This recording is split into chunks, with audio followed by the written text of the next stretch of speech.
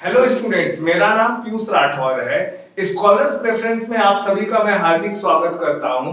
अभी तक हम लोगों ने chemical reaction and equation class 10th के चैप्टर केमिस्ट्री के चैप्टर 1 का केमिकल रिएक्शन एंड इक्वेशन का पार्ट 1 और पार्ट 2 पढ़ा है। अभी तक आप लोगों ने अगर वो दोनों पार्ट को नहीं पढ़ा तो सबसे पहले आप वो दोनों पार्ट पढ़ ले, ताकि आपको अच्छे से इस पूरे चैप्टर के बारे में नॉलेज हो जाए। और आज हम लोग पार्ट 3 में पढ़ेंगे types of chemical reaction. Chemical reactions के टाइप्स कितने होते हैं, और साथ ही साथ दो और टॉपिक कोरिजन और रेंसिडिटी के बारे में पढ़ेंगे।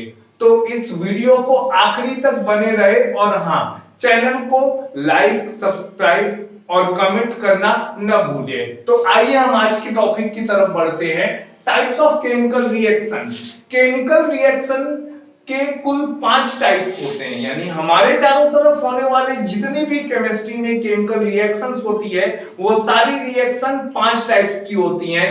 पहला जो है कॉम्बिनेशन रिएक्शन, दूसरा डिकम्पोजिशन रिएक्शन, तीसरा डिस्प्लेसमेंट रिएक्शन, चौथा डबल डिस्प्लेसमेंट और पांचवा रिडॉक्स रिएक्शन। तो ये 5 रिएक्शंस जो है हमारे चारों तरफ होती है, और हम लोग आगे जानेंगे कि ये पांचों रिएक्शंस किस प्रकार से और कैसे होते हैं एग्जांपल्स के।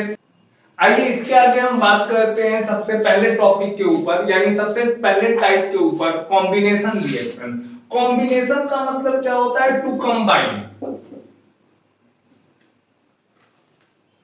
those reactions in which two reactants combine together to form a single product। ऐसे रिएक्टेंट जिस रिएक्टेंट में दो अलग अलग रिएक्टेंट आपस में जुड़ करके एक सिंगल प्रोडक्ट बना रहा है, ऐसे रिएक्शन को हम लोग कॉम्बिनेशन रिएक्शन बोलते हैं। For example, carbon plus oxygen, ये दोनों आपस में रिएक्ट करते हैं, तो रिएक्ट करने के बाद कार्बन डाइऑक्साइड बनाते हैं।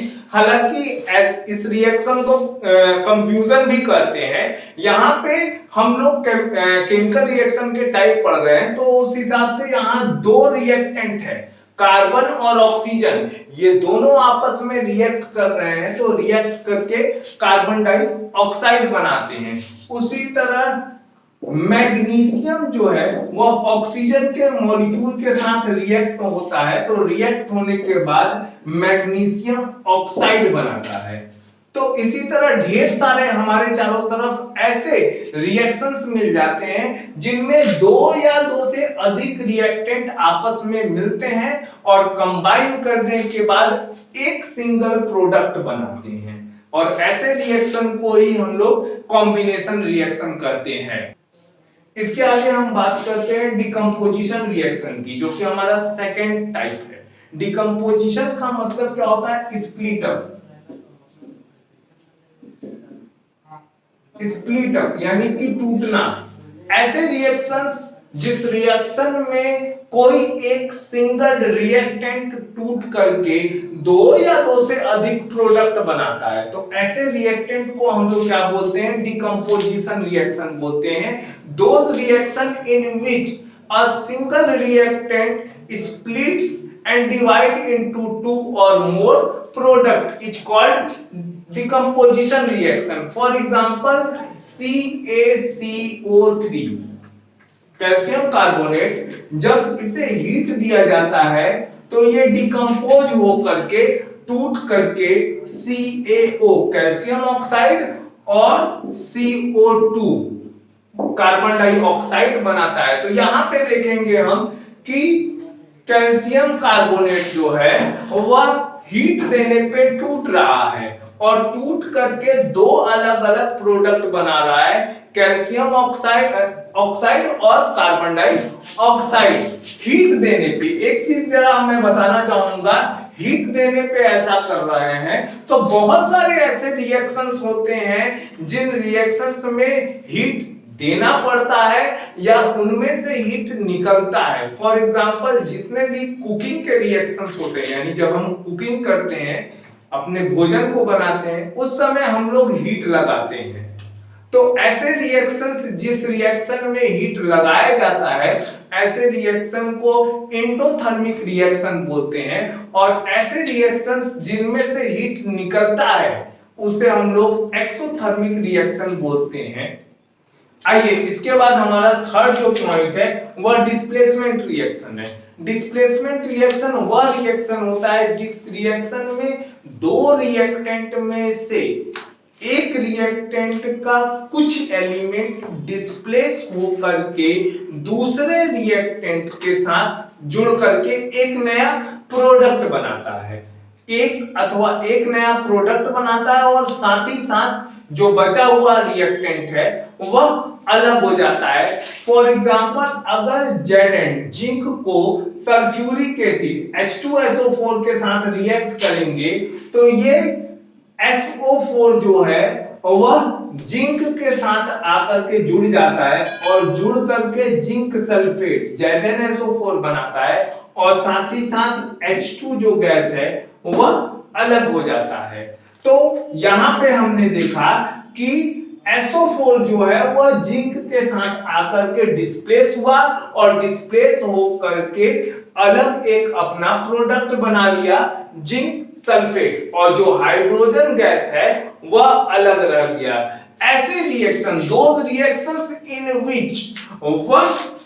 reaction in which one element take place to another element to form a new compound is called displacement reactions। ऐसे जितने भी रिएक्शंस होते हैं उन सभी रिएक्शंस को डिस्प्लेसमेंट रिएक्शन बोलते हैं, जिसमें कोई एक एलिमेंट जो है वह आकर के दूसरे के साथ जुड़ जा रहा है। लेकिन इसके आगे अगर हम इसको फिर से करें, यानी ZnSO4 जो है उसको H2 के साथ दोबारा रिएक्ट करें, तो क्या ऐसा संभव है कि H2 जो है वह SO4 को फिर से जोड़ करके H2SO4 बना ले और Zn अलग हो जाए? नहीं, ऐसा संभव बिल्कुल नहीं है। और ऐसा रिएक्शन होता क्यों है, आइए इसके बारे में जानते हैं। हाइड्रोजन जो है उससे ज्यादा रिएक्टिव जिंक होता है, इस वजह से जिंक जो है वो SO4 को अपनी तरफ अट्रैक्ट करके जोड़ करके एक नया कंपाउंड बना लेता है। क्यों?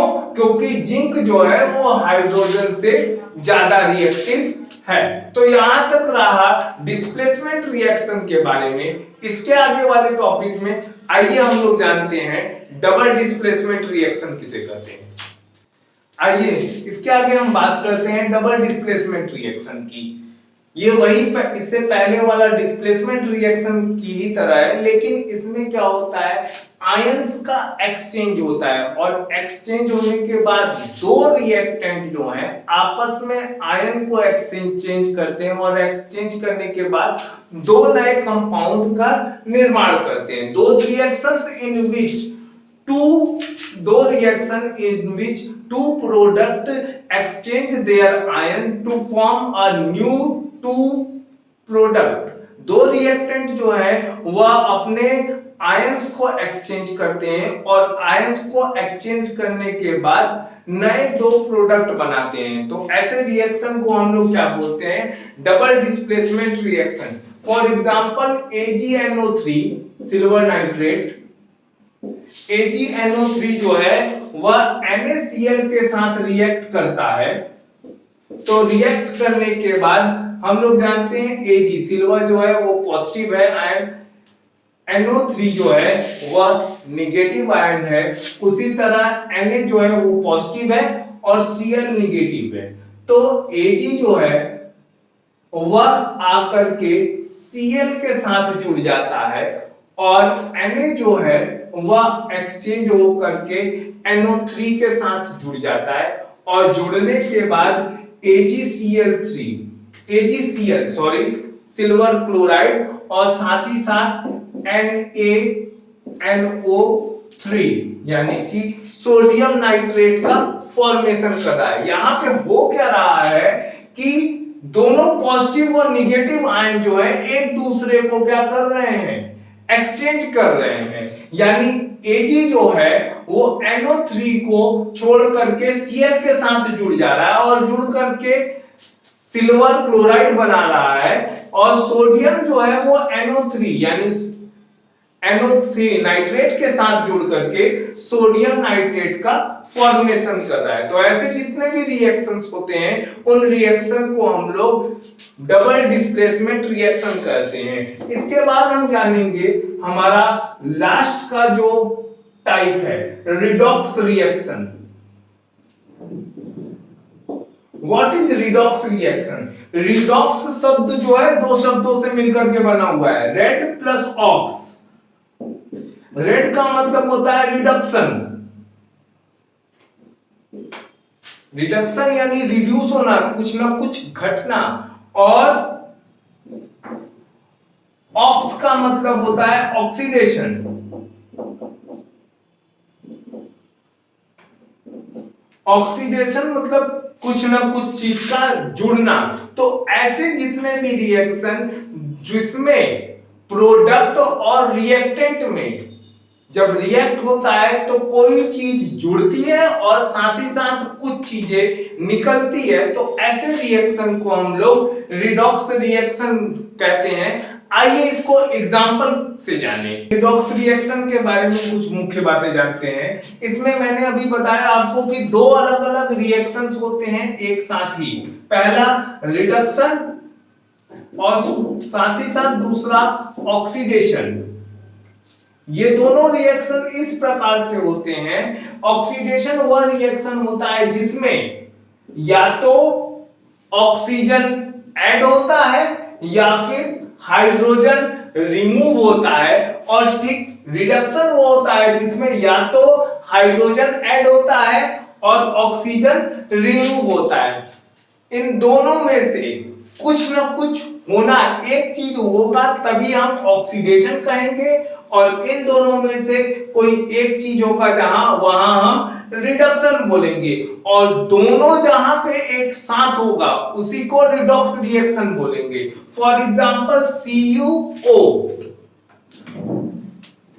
कॉपर ऑक्साइड, ये जब हाइड्रोजन के साथ रिएक्ट करता है in the presence of heat, जब हीट दिया जाता है तो होता क्या, इसमें कॉपर में से ऑक्सीजन रिमूव कर रहा है।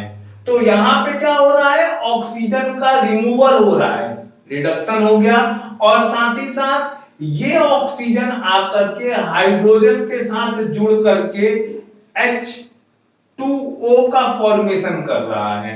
तो यहां पे क्या हो रहा है, ऑक्सीजन आकर के ऐड हो रहा है। तो एक तरफ से ऑक्सीजन रिमूव हो रहा है और दूसरी तरफ से वही ऑक्सीजन आकर के ऐड हो रहा है। इधर रिडक्शन हो रहा है और इधर ऑक्सीडेशन हो रहा है। तो ऐसे जितने भी रिएक्शन होते हैं जिनमें रिडक्शन और ऑक्सीडेशन एक साथ हो, ऐसी क्रियाओं को रिडॉक्स रिएक्शन कहते हैं। तो यहां तक रहा हमारे पांचों टाइप्स रिएक्शन के। इसके आगे हम बात करते हैं कोलिजन के बारे में। आइए इसके आगे हम बात करते हैं इफेक्ट ऑफ ऑक्सीडेशन की, जो कि हमारा आखिरी टॉपिक है इस लेसन का। हमारे चारों तरफ बहुत सारे ऑक्सीडेशन के इफेक्ट होते हैं। इसमें मुख्यतः जो है दो अलग अलग पॉइंट्स में होते हैं। पहला जो होता है उसे कहते हैं कोलिजन, और दूसरा जो होता है उसे कहते हैं रेसिडिविटी। सबसे पहले हम कोलिजन की बात करते हैं। Those reaction in which metals are gradually eaten up by the action of air, moisture, water और एसिड। ऐसे रिएक्शन जिस रिएक्शन में मेटल जो है वह ऑक्सीजन, वाटर, मॉइस्चर, एसिड के साथ रिएक्ट करता है, और रिएक्ट करने के बाद उस मेटल की मेटेलिक प्रॉपर्टी को खत्म कर देता है, ऐसे रिएक्शन को क्या हम बोलते हैं, ऐसे रिएक्शन को कोलिजन ऑफ मेटल बोलते हैं। रस्टिंग का जो प्रोसेस है, जो जंग लगना, लोहे में जंग लग जाती है, वह प्रोसेस भी कोलिजन के अंतर्गत में आता है। उस प्रोसेस में रस्टिंग में क्या होता है, 2Fe plus 3O2 plus 2xH2O। यहाँ पे फेरस के जो एटम्स हैं वो ऑक्सीजन के मॉलिक्यूल्स के साथ रिएक्ट होते हैं और रिएक्ट होने के बाद बाई प्रोडक्ट में 2Fe2O3 XH2O का फॉर्मेशन करते हैं, जिसको हम लोग हाइड्रेटेड आयरन ऑक्साइड के नाम से जानते हैं। और यही क्या होता है, जो हाइड्रेटेड आयरन ऑक्साइड जो है उसी को हम लोग क्या बोलते हैं, रस्ट भी कहते हैं। और ये रस्ट जो होता है वह इस मेटल का यानी आयरन का जो मेटलिक प्रॉपर्टी होती है उसे खत्म करके नॉन मेटल में बदल देता है। इसके अलावा भी हमारे चारों तरफ बहुत सारे कोलिजन के प्रोसेस होते हैं। सिल्वर अथवा गोल्ड के जो गहने होते हैं वह कोलिजन के प्रोसेस होने की वजह से धीरे धीरे डार्क कलर के हो जाते हैं, उनके अंदर की शाइनिंग खत्म होने लगती है। ये सारे प्रोसेस जो होते हैं वो कोलिजन की वजह से होते हैं। कॉइन्स जो सिक्के लोहे वगैरह के मिलते हैं उन कॉइन्स में भी कोलिजन होने की वजह से वह धीरे धीरे क्या होते हैं, उनकी अपनी शाइनिंग खत्म हो जाती है और वो डार्क कलर के हो जाते हैं। तो यहां तक रहा कोलिजन के बारे में। इसके आगे हम बात करते हैं रेंसिडिटी के बारे में। हमारे चारों तरफ फूड में होने वाले जो एयर मॉइस्चर के द्वारा जो रिएक्शन होते हैं वह रिएक्शन रेंसिडिटी के अंतर्गत में आता है। मेटल्स के ऊपर हो रहा था तो कोलिजन हो रहा था ऑक्सीडेशन की क्रिया में, और फूड वगैरह पे हो रहा है तो उसे रेंसिडिटी कहते हैं। मोस्टली फूड वगैरह में होता क्या है, फूड में मौजूद जो ऑयल या फैट जो होते हैं वह ऑयल या फैट जो है जब वाटर, ऑक्सीजन या मॉइस्चर के साथ रिएक्ट करते हैं तो रिएक्ट करने के बाद टॉक्सिक सब्सटेंस बनाते हैं, जिनकी वजह से फूड के अंदर जो स्मेल है वो चेंज हो जाती है और वह टॉक्सिक हो जाते हैं और खाने के बाद कोई भी व्यक्ति बीमार पड़ जाता है। तो ऐसे फूड्स को रेंसिडिटी से बचाने के लिए एंटीऑक्सीडेंट के रूप में कोई ना कोई चीज मिलाई जाती है जो कि फूड को लंबे समय तक स्टोर करके रखे और ऑक्सीडेशन की क्रिया होने से बचाए रखे। और साथ ही साथ जब पैकिंग की जाती है तो उस पैकिंग के समय सारे गैस और एयर और मॉइस्चर को निकाल करके केवल उसमें हाइड्रोजन गैस को नाइट्रोजन गैस को भर दिया जाता है, ताकि नाइट्रोजन गैस जो है उस भोजन के अंदर के क्रिस्पीनेस और टेस्ट को मेंटेन करने में मदद करती है। जैसे कि हम लोग चारों तरफ चिप्स वगैरह और लेज वगैरह बहुत सारी चीजें खाते हैं, वो पैक होकर के लंबे समय तक पैकिंग में रहता है। आप ध्यान देंगे कि उसकी पैकिंग इस प्रकार से बनाई रहती है कि अंदर लेज वगैरह जो चिप्स हैं वो बहुत कम मात्रा में होता है और पूरी जो पैकेट है वो फुली लगी रहती है कि कोई गैस या कोई एयर से फुला हुआ है। एयर तो होगा नहीं, क्योंकि अगर एयर है तो वहां ऑक्सीजन और मॉइस्चर होने की वजह से फैट या ऑयल से रिएक्ट करके उस पूरे फूड को खराब कर देगा। तो वहां पर पैकिंग के समय किया क्या जाता है, एयर और ऑक्सीजन या फिर यूं कह लीजिए कि वाटर या मॉइस्चर को निकाल करके उसमें सिर्फ नाइट्रोजन गैस भर दिया जाता है, जिसकी वजह से ऑक्सीडेशन की क्रिया भी नहीं हो पाती। और दूसरी चीज, जो फूड है उसके अंदर उसका क्रिस्पीनेस और टेस्ट बना रहता है। और साथ ही साथ घरों में हम लोग जब अचार बनाते हैं तो अचार में करते क्या है, बहुत ज्यादा मात्रा में तेल में डुबो के रखते हैं।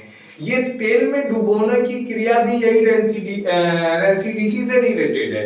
इसमें होता क्या है, जब हम लोग तेल में डुबो के रखते हैं तो तेल जो है वह फूड के चारों तरफ एक लेयर बना देती है जो कि एयर, ऑक्सीजन या मॉइस्चर को उस फूड से बचाए रखती है और वह फूड जो है वह लंबे समय तक काम करता है। तो यहां तक रहा इस चैप्टर का लास्ट टॉपिक कोलिजन और रेसिप्रोसिटी के बारे में। और ये लेसन कैसा आप लोग सभी को लगा कमेंट में हमें जरूर बताएं, और इस वीडियो को लाइक करना और चैनल को सब्सक्राइब करना न भूलें। Thank you, have a nice day.